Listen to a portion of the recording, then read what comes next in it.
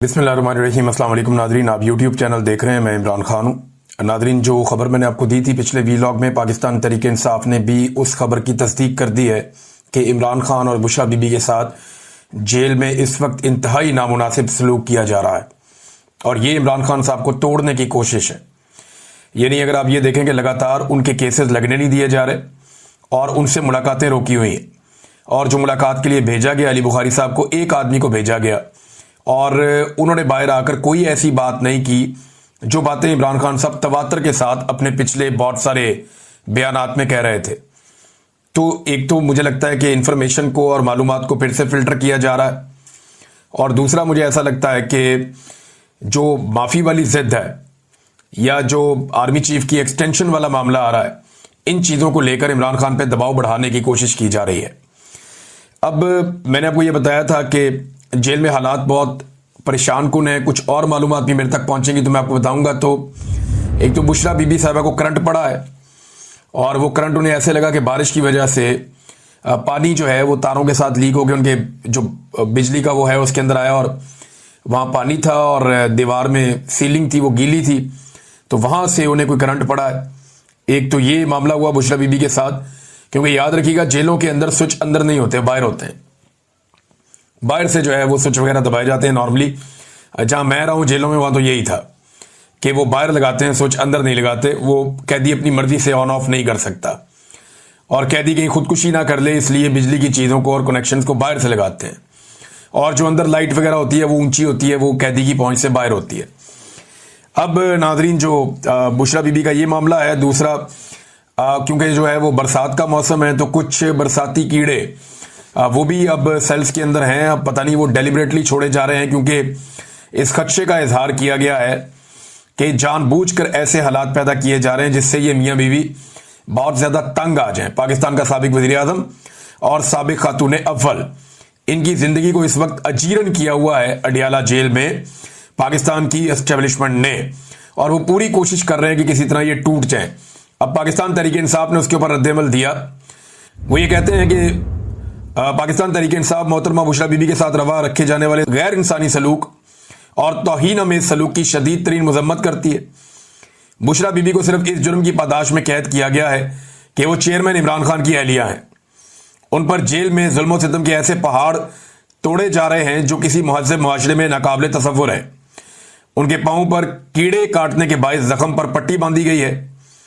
इनके कमरे के अंदर बिजली के बोर्ड पर बारिश के पानी से शॉर्ट सर्किट हुआ और जब उन्होंने बटन दबाने के लिए हाथ लगाया, मेरे पास जो इंफॉर्मेशन आई है शायद वो दीवार में करंट था, तो उन्हें दोबारा 2 बार करंट लग चुका है।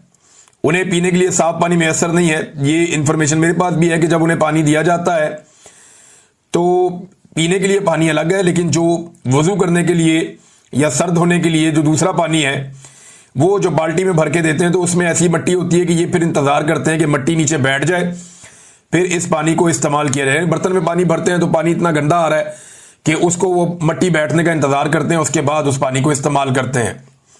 वजू करने और नहाने पे मजबूर किया जा रहा है गंदे पानी से। कपड़े धोने के लिए भी साफ पानी दस्तयाब नहीं है, और बुशरा बीबी ने कपड़े फैमिली को दिए ताकि घर पर धोकर वापस लाए जाएं, लेकिन जेल इंतजामिया ने वो कपड़े बाहर तक नहीं आने दिए। मुलाकातों पर भी पाबंदियां आयद कर दी गई हैं।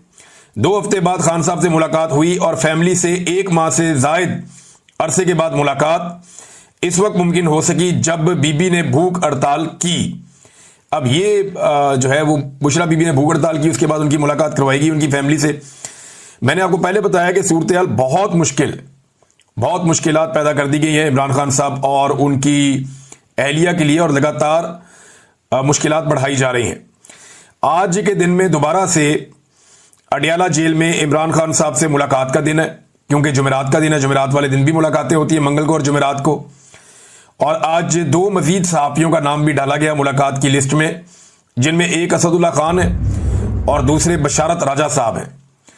लेकिन पिछले काफ़ी अरसे से कोशिश की जा रही है सहाफियों की जानिब से भी और पाकिस्तान तहरीक इंसाफ के लोगों की जानिब से भी कि अदालती अहकामात के मुताबिक उनकी जेल में इमरान खान साहब से मुलाकात करवाई जाए, लेकिन अदालती अहकामात को पसे पुश्त डालते हुए ना ही इमरान खान साहब की फैमिली की मुलाकात करवाई जाती है और ना ही इमरान खान साहब के जो साथी हैं पॉलिटिकल उनसे मुलाकात करवाई जाती है, ना ही उनके वकला को इमरान खान साहब से मिलने दिया जा रहा है। ये सूरत-ए-हाल नाज़रीन बनी हुई है। और अभी जो लेटेस्ट खबर आई है वो ये है कि एक मरतबा फिर जो तोशाखाना 2 वाला केस चल रहा है अडियाला जेल के अंदर, वो दोबारा से उसके अंदर एक तारीख दे दी गई। अब कह दिया गया जी फिर समाअत मुलतवी होगी, अब नई तारीख का ऐलान किया जाएगा। यानी ये केस 11 तारीख को लगना था, समाअत मुलतवी हो गई।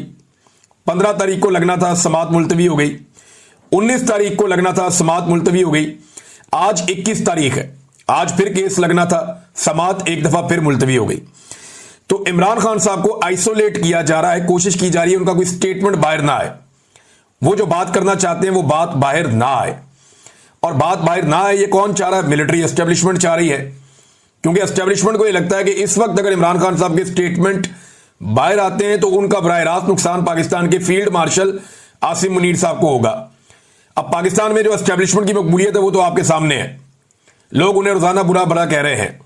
वो सारी कोशिशें करने के बावजूद, आलमी सतह के ऊपर पूरा हर तरह का कंप्रोमाइज करने के बावजूद, जो कुछ इनके पल्ले था इन्होंने अमेरिका के सामने कंप्रोमाइज किया, आलमी सतह पे कंप्रोमाइज किया, पाकिस्तान के वसाइल तक बेच दिए, हर चीज गिरवी रखने के लिए तैयार हो गए, लेकिन इन्हें मकबूलियत नहीं मिली।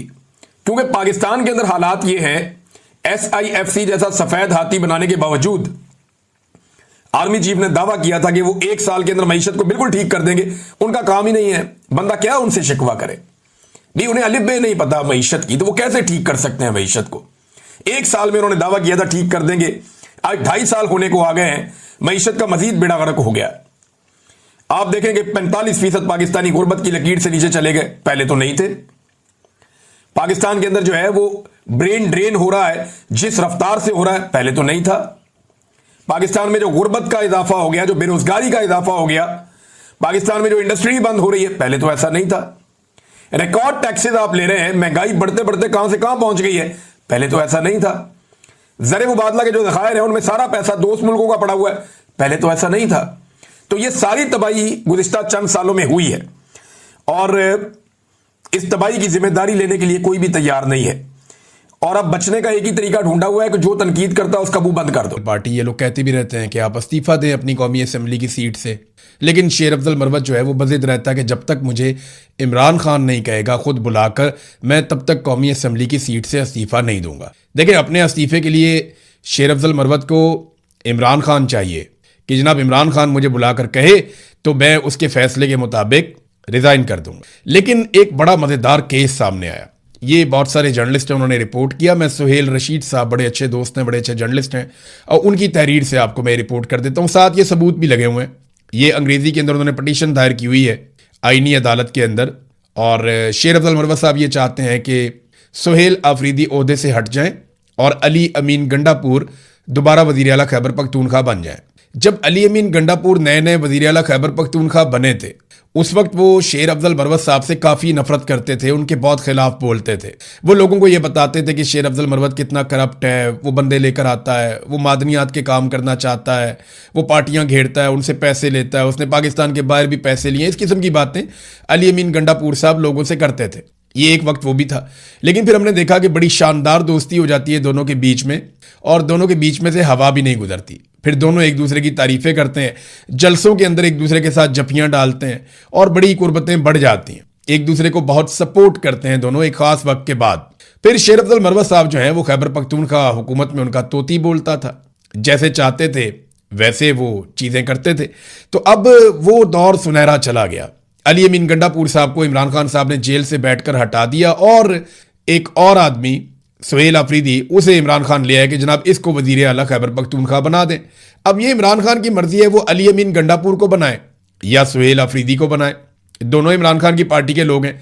लेकिन शेर अफजल मरवत साहब जो बार बार ये कहते हैं कि मैं कौमी असेंबली की सीट तब छोड़ूंगा जब मुझे इमरान खान साहब बुलाकर खुद कहेंगे। अब उन्होंने जो पटिशन दायर किया उसमें बड़ा मजेदार उन्होंने मौक़िफ़ ले लिया।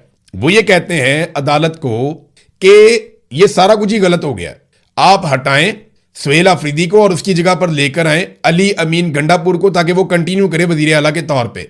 अब ये बात कोई अली अमीन गंडापुर ने खुद नहीं कही, लेकिन शेर अफजल मरवत ने ये पटिशन डाली है। तो अली अमीन गंडापुर और शेर अफजल मरवत की दोस्ती तो सबको पता है। अब मरवत साहब ने जो एक वजह बताई वो बड़ी मजेदार है। मरवत साहब अदालत को बताते हैं, यानी अपनी जो आईनी पटिशन है, अपनी दरखास्त है उनकी, उसके अंदर वो ये कहते हैं कि शेर अफजल मरवत ने कहा कि इमरान खान को अपनी दरखास्त में सजा याफ्ता नाअहल शख्स लिखते हुए कहा कि उसके दबाव पर लिए गए इस्तीफे की कोई आईनी और कानूनी हैसियत नहीं है। यानी शेर अफजल मरवत ये कहते हैं कि इमरान खान एक सजा याफ्ता नाअहल शख्स है और इमरान खान के दबाव पर लिए गए इस्तीफे की कोई आईनी और कानूनी हैसियत नहीं है। अब ये तो गंडापुर को बुलाकर अदालत पूछेगी, जनाब आपने खुद इस्तीफा दिया या आपसे एक नाअहल शख्स ने इस्तीफा लिया, या अब वो मामला इस तरफ को जाएगा। सुहेल अफरीदी जो है वो अपनी अरकान असम्बली की ताकत से आकर बने, इमरान खान के कहने के ऊपर आकर बने, लेकिन इस वक्त ये जो सारा गेम हो गया ना, इसमें एक चीज साबित हो गई कि शेर अफजल मरवत ये समझते हैं कि इमरान खान सजा याफ्ता और नाअहल शख्स है और उसके फैसलों के ऊपर किसी का कोई सियासी फैसला नहीं हो सकता। तो शेर अफजल मरवत इस्तीफा क्यों देगा जब इमरान खान कहेगा? तो यानी अपने बारे में वो कहते हैं जब तक इमरान खान नहीं कहेगा तब तक मैं इस्तीफा नहीं दूंगा, और गंडापुर के बारे में वो कहते हैं क्योंकि इमरान खान एक नाअहल शख्स है और सजा याफ्ता शख्स है, लिहाजा उसके दबाव के ऊपर इस्तीफे की आईनी और कानूनी हैसियत नहीं है। तो जनाब बहुत सारे लोग बेनकाब हुए और बड़ी जबरदस्त खबरें इनके हवाले से आती रहती हैं। वक्त बड़ी जालिम चीज है और लालच बड़ी खौफनाक बला है। होता यह है कि लोग एक्सपोज होते चले जाते हैं, बस सिर्फ उन्हें वक्त देना चाहिए। शहबाज शरीफ को वक्त मिला, नवाज शरीफ को वक्त मिला, मरियम नवाज को वक्त मिला, सारे एक्सपोज हो गए, पता चल गया ये कितने पानी में थे। पाकिस्तान की मिलिट्री एस्टेब्लिशमेंट को भी आसिम मुनीर ने मजीद वक्त लिया है, आप देखिएगा पता चलेगा कौम को ये क्या है। जनरल बाजवा अपने पहले 3 साल में नहीं पहचाना गया, लेकिन जैसे ही उसे वक्त मिला 3 साल और उसको मजीद मिले, वो बेनकाब हो गया, लेकिन पाकिस्तान का बहुत नुकसान हो गया। तो अब पाकिस्तानी खड़े होंगे, कब खड़े होंगे इसके बारे में हम बात करते हैं आगे चलकर। लेकिन बलूचिस्तान और खैबर पख्तूनख्वा को गंदम नहीं दी जा रही। देखें ये दोनों जो सूबे हैं ये गंदम पैदा नहीं करते। बलूचिस्तान में गंदम पैदा होती है लेकिन उनकी ज़रूरत से कम होती है, उनके पहाड़ी इलाके हैं और वहाँ पे उस तरीके से ज़मीन नहीं है जैसे पंजाब में है या सिंध में, और उस तरीके से वहाँ पे गंदम की पैदावार बड़े पैमाने पर नहीं हो सकती। लेकिन उनके पास और बहुत कुछ है। इसी तरह बलूचिस्तान में रेगिस्तान है बहुत बड़े बड़े, और उनके पास भी गंदम की पैदावार के लिए उस तरह से पानी या बाकी चीज़ें नहीं है कि वो बड़े पैमाने पर गंदम पैदा करें अपने लोगों के लिए। तो होता यह है कि खैबर पख्तूनख्वा से बिजली, गैस और बहुत सारी मादनियात और पानी ये सब जाता है पंजाब में और सिंध में। उसके बदले में यहाँ से गंदम जो है वो खैबर पख्तूनख्वा को मिलती है, तो मिलजुल कर ही काम चलता है ना। इसी तरह बलूचिस्तान से बेशुमार मादनियात, बहुत बड़े पैमाने पर गैस, कोयला, पूरा पाकिस्तान इसका फ़ायदा उठाता है, और बलूचिस्तान के लोग जिनकी तादाद बहुत कम है उन्हें इसके बदले में गंदम भी मिलती है। लेकिन हुआ यह कि सिंध और पंजाब दोनों की हुकूमतों ने गंदम की नकलो हरकत के ऊपर पाबंदी लगा दी, क्योंकि देखें गंदम की पैदावार कम हुई हुकूमत की पॉलिसीज की वजह से। किसान को बहुत मार पड़ी है गुज़िश्ता चंद सालों में। किसान का इन्होंने कचूमड़ निकाल के रख दिया, वो बेचारा कैसे पैदावार को बढ़ाए। पैदावार लगातार कम हो रही है और ये गंदम रोक कर बैठ गए। फर्ज करें कि अगर बलूचिस्तान वो अपने वसाइल रोक लेता है और खैबर पख्तूनख्वा अपने वसाइल रोक लेता है, तो पंजाब और सिंध के लोग इस गर्मी के अंदर पागलपन का शिकार हो जाएंगे, तबाह बर्बाद हो जाएंगे अगर वो अपने वसाइल रोक लेते हैं। तो ये बात पाकिस्तान की एस्टेब्लिशमेंट के समझने की है कि उन्होंने ऐसे नफरत अंगेज किस्म के लोग लाकर बिठा दिए इक़्तिदार में जो अपने से बाहर कुछ सोचते ही नहीं है। मुझे अच्छी तरह याद है हमजा शहबाज बहुत दबाव डाल रहा था कुछ लोगों पर कि फलाने फलाने रूट के ऊपर जो है वो बसें चला दो इलेक्शन से पहले। तो उन्होंने बताया जनाब वहां पे तो सड़क ही नहीं है, वो प्रॉपर जगह ही नहीं है, वहां पे आप कह रहे हैं बस चला दो, वहां डकैतियां पड़ती हैं शाम को, हम तो चला ही नहीं सकते, वो तो सारा बर्बाद हो जाएगा। तो हमजा शहबाज ने ये कहा था उन्हें कि यार 10 दिन के लिए चला दो, 15 दिन के लिए, सिर्फ इलेक्शन वाले दिन तक चला दो, उसके बाद बेशक बंद कर देना। तो ये अपना हर फैसला अपने जाती और सियासी मफाद के अंदर करते हैं, उससे बाहर निकल कर नहीं करते। अब इन्होंने जो नालायकी दिखाई उसके बाद गंदम की पैदावार में कमी हुई, और उस पैदावार में कमी के बाद या तो पूरा पाकिस्तान उसका बोझ उठाए, तो इन्होंने सारा बोझ डाल दिया उन सूबों पर जो पानी भी देते हैं, बिजली भी देते हैं, गैस भी देते हैं, मादनियात भी देते हैं और बेशुमार और फैसिलिटीज देते हैं। ये नाजरीन पाकिस्तान के अंदर इस सोच के साथ तो मुल्क और वफाक आगे नहीं बढ़ता जो यहां किया जा रहा है। नाजरीन एक चीज मैं आपके सामने रखना चाहता हूं और ये बार बार सामने आती है। नून लीग वो वाहिद पॉलिटिकल पार्टी है पाकिस्तान में जिसकी पॉलिसी में गालम गलोच है। यानी नून लीग में आप देखें जो आदमी जितना बदजबान और बदतमीज होगा उसको उतना अच्छा ओहदा मिलता है, वो उतने अच्छे मुकाम पर पहुंच जाता है। जो आदमी जैसी बेशर्मी कर सकता है उतना ज्यादा उसको इख्तियार मिलता है। बाकी जमातों में लोग हैं, तमाम पॉलिटिकल पार्टीज में हैं जो इखलाक से गिरी हुई बात करते हैं, जाती जिंदगी के ऊपर कीचड़ उछालते हैं, सोशल मीडिया पे भी हैं, वैसे भी हैं, लेकिन पॉलिटिकल पार्टीज उनको ओन नहीं करती। यानी पीटीआई के बहुत सारे ऐसे सपोर्टर्स हैं जो ऐसी बात करते हैं जो इखलाकी नुक्ता नज़र से गलत है। इसी तरह पीएमएलएन के भी हैं, पीपल्स पार्टी के भी हैं, जमात इस्लामी के, हर जगह पे हैं। लेकिन जहां जहां पे ऐसे सपोर्टर्स हैं, तहरीक लब्बैक वालों के भी हैं, सबके हैं। लेकिन मजे की बात यह है कि नून लीग के अलावा कोई और पॉलिटिकल पार्टी ऐसे घटिया और जुमानी और बदतरीन जुमले कसने वाले और जाती जिंदगियों में घुसने वाले लोगों को कोई सपोर्ट नहीं करता, कोई उन्हें ओन नहीं करता। नून लीग ओन करती है। यानी जितनी गंदी और गलीज गाली देने वाला अकाउंट होगा ना, उसके फॉलोअर की लिस्ट में जाएंगे तो आपको नून लीग की क़यादत मिलेगी, खास तौर पे मरियम नवाज।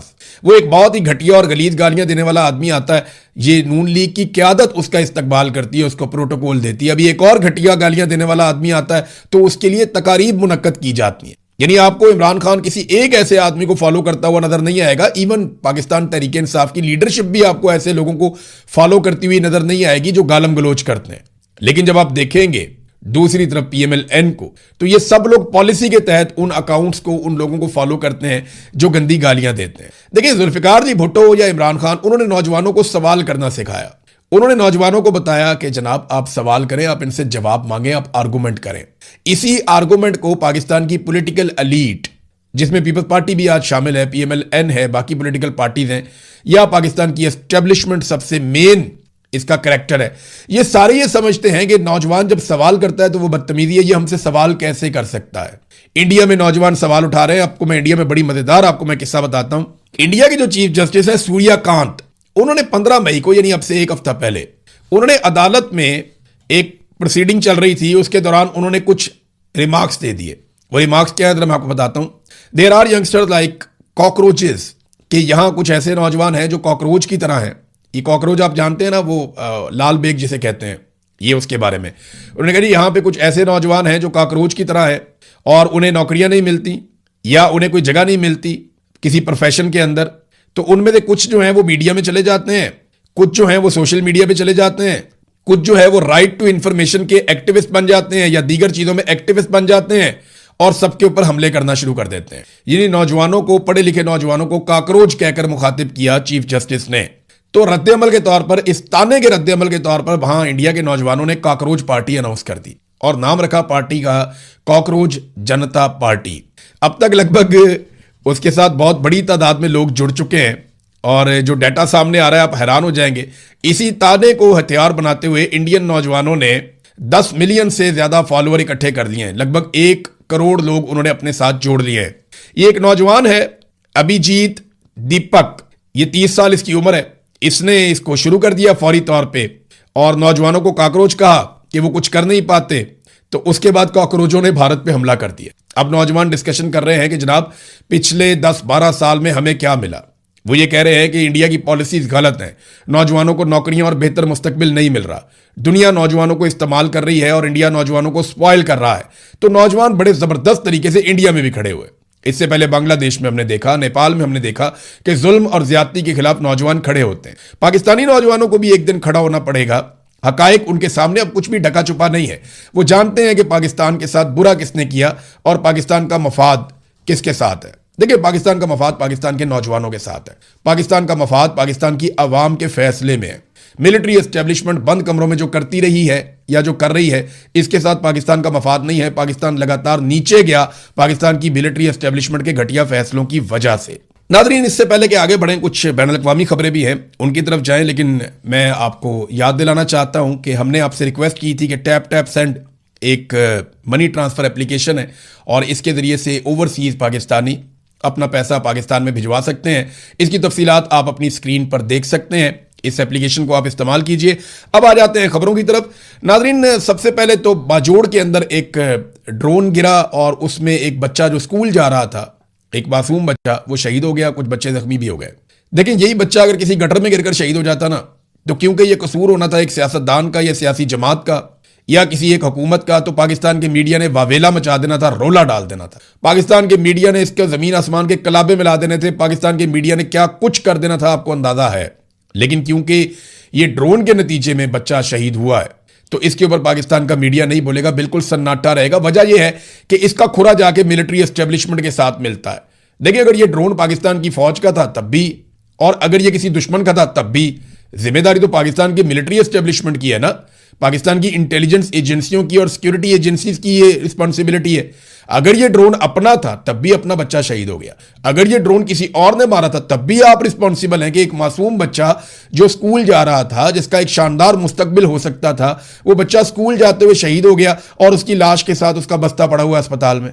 लेकिन पाकिस्तान का मीडिया इस पर बात नहीं करेगा क्योंकि इसमें किसी सियासतदान की गलती नहीं है, इसमें किसी आम आदमी की गलती नहीं है। जहां पे गलती कभी मिलिट्री एस्टेब्लिशमेंट की निकल आए, वहां पे पाकिस्तान का मीडिया गलती पे पर्दा डालने की कोशिश शुरू कर देता है, और यही करते हैं हमेशा।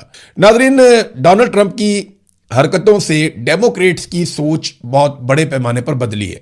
यानी रिपब्लिकन्स तो बदल रहे हैं, वो मैं आपको बताता रहता हूं वक्तन फवक्तन, लेकिन जो डेमोक्रेट्स के वोटर हैं, क्योंकि मैं इसका इसलिए जिक्र कर रहा हूं कि अगली बारी अब रिपब्लिकन्स नहीं आएंगे, अगली मरतबा डेमोक्रेट्स आएंगे, ये सबको नजर आ रहा है, ये अब ओपन है। देखें, अभी इलेक्शन में 2 साल पड़े हैं, 2.5 साल पड़े हैं, लेकिन मुझे नहीं लगता कि रिपब्लिकन दोबारा इलेक्शन जीत पाएंगे जो कुछ डोनाल्ड ट्रंप ने कर दिया। तो ट्रंप की हरकतों से डेमोक्रेट्स की सोच में बहुत बड़ी तब्दीली आई है।